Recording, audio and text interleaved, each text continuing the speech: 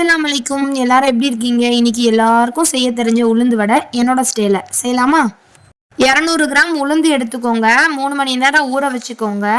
நல்ல நொர போக அலசிட்டு ஊற வைக்கணும். இது டிப் நம்பர் 1. அப்பதான் வடை நல்லா புசு புசுன்னு வரும். டிப் நம்பர் 2, ஃப்ரிட்ஜில் தான் ஊற வைக்கணும். அப்பதான் மாவு சூடாகாம நல்ல சூப்பரான கிறிஸ்பி வடை கிடைக்கும்.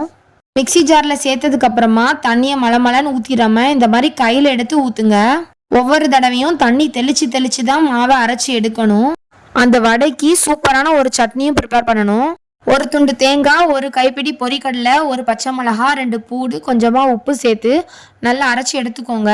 வடை மாவோட நான் வெங்காயம் சேர்க்கல, கருவேப்பிலையும் மிளகு மட்டும் சேர்த்துருக்கேன். உப்பு சேர்த்து கையால் நல்லா அடித்து எடுத்துக்கோங்க. அப்போ தான் புசு புசுன்னு வரும். 1 டேபிள் ஸ்பூன் புட்டு மாவு இல்லை இடியாப்ப மாவு சேர்த்துக்கோங்க. நல்லா அடித்து எடுத்துட்டு 2 கையையும் தண்ணியில் டிப் பண்ணிட்டு ஒரு கையில் மாவு எடுத்து போட்டுக்கோங்க. இன்னொரு விரலால் ஓட்டை போட்டுக்கோங்க. இல்லைன்னா டீ போடுற வடிகட்டி இருந்தாலும் அதில் தண்ணி தெளிச்சிட்டு இதை போட்டு எடுத்துக்கலாம்.